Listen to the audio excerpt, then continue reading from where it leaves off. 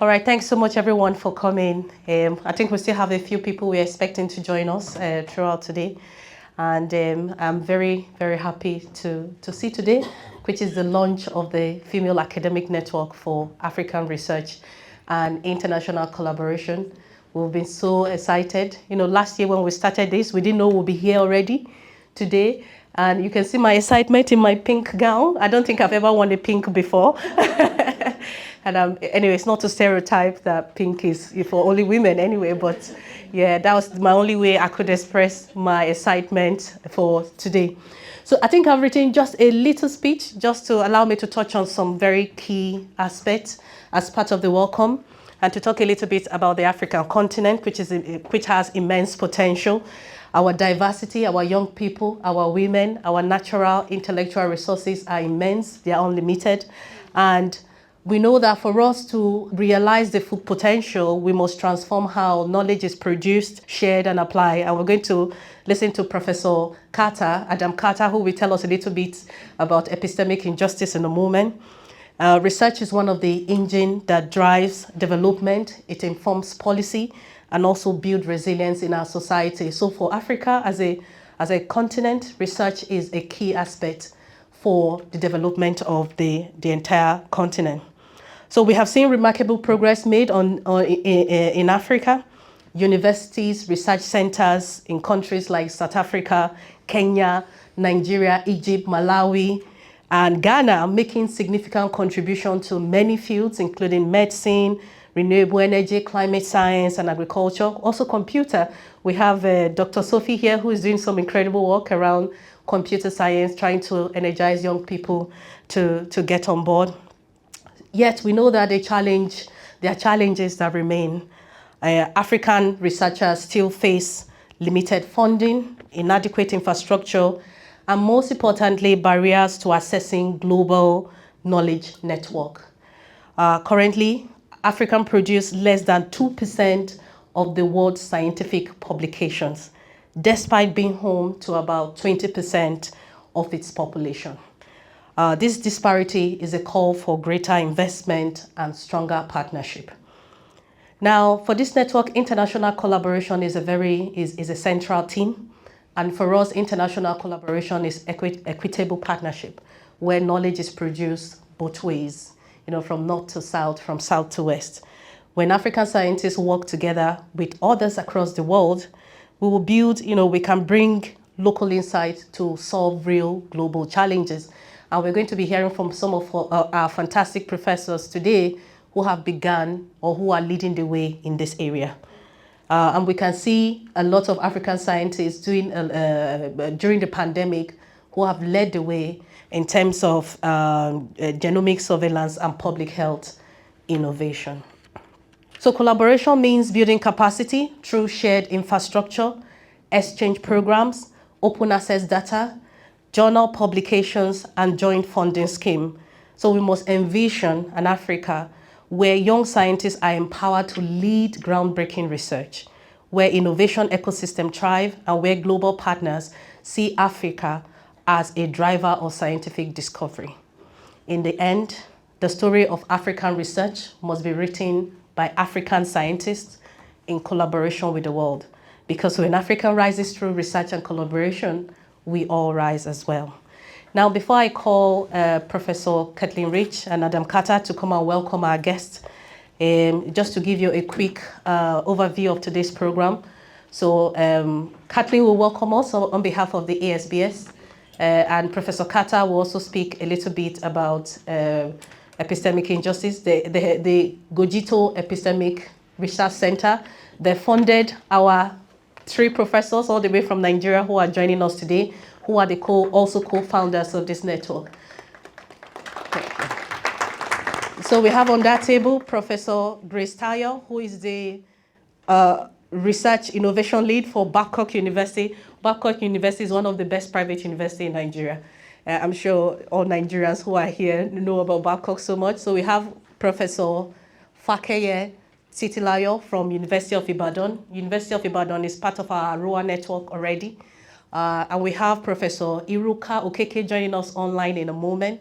And also joining us from University of Lagos is Professor Yewumi Adejoke. So joining us from the University of Lagos, who is also part of the Aruwa network in the University of Glasgow. So welcome very much.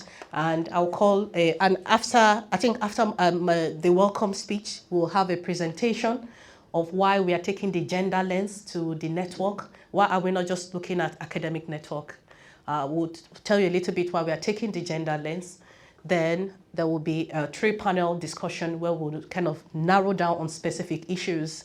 And then there'll be a final interactive session. But if we are so tired already at that point, you can just leave us a note and we can call it a day. So thank you so much and welcome. And also to welcome all our colleagues online.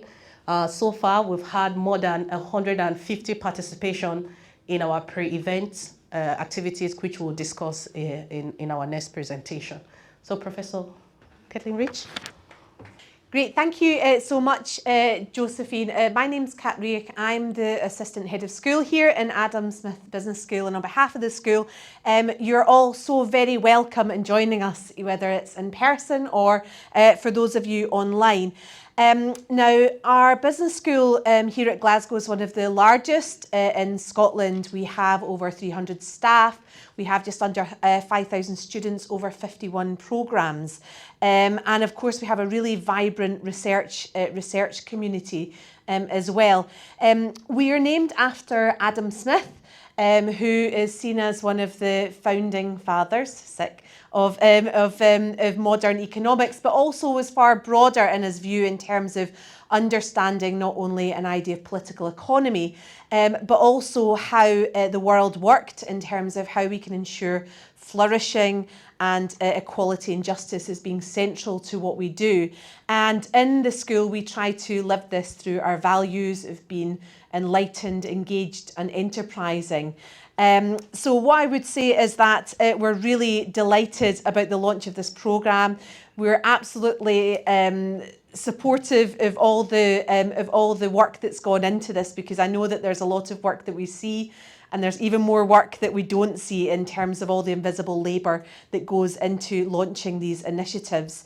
So very quickly, I've got to say thank you to the ASBS Esteem Fund and the Career Mobility Research. And they've been really fundamental in terms of making sure that this programme can be brought to life.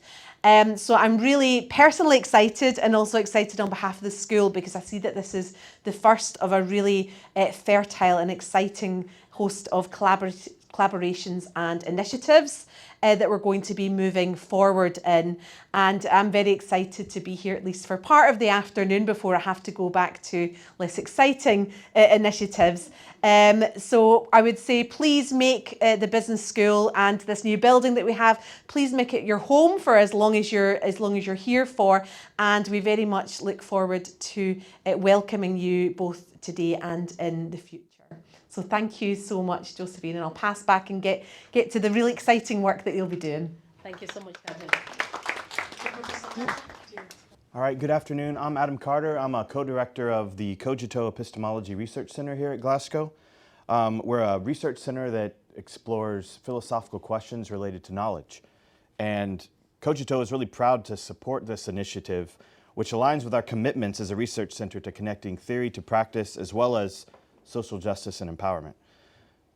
Today's theme of launching off this network, research leadership, gender diversity, and epistemic injustice, is, we think, both timely and also really necessary. So obviously, research excellence requires us to address who participates and whose knowledge counts. So gender diversity in leadership ensures that women are fully represented, yet women's contributions have obviously too often been undervalued or overlooked. And this reality connects directly to one of the themes of today, epistemic injustice. So some will know philosopher Miranda Fricker coined this term to describe how people can be wronged as knowers, or in their capacity as potential knowers. Now, testimonial injustice occurs when bias causes us to discount someone's credibility because of their membership in a marginalized group. And many women in academia have had their insights dismissed or expertise doubted due to implicit bias. Hermeneutical injustice occurs when gaps in our collective understanding render certain kinds of experiences, especially those of women and other marginalized groups, poorly understood or invisible. and these concepts help illuminate why some voices have been systematically ignored. Fortunately, there's some progress. Discussion of epistemic injustice, at least in scholarly debates, and how to combat it, is now entering mainstream discourse, particularly in the past 20 years. More people recognize the subtle biases and structural inequalities that are affecting whose knowledge is heard and valued. We're seeing collective efforts from publishing reforms to policies that are amplifying now underrepresented voices. However, we need to also be mindful of perspective. So UK and Western discussions of diversity often rely de facto on Western-centric frameworks. And these offer some valuable insights, but cannot be our only lens. So we feel that addressing epistemic injustice really requires having a global conversation and not merely a Western conversation. And with this in mind, I think this network's international scope really matters. The Africa-Europe Partnership at its core brings together colleagues from Nigeria and other African institutions with counterparts in Scotland and across the UK. And these diverse experiences across continents will deepen our understanding of the nature of what these challenges are and what potential solutions might look like.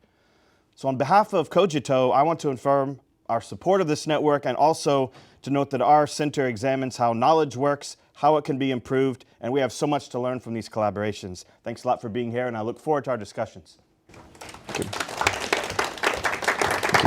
Thank you very much.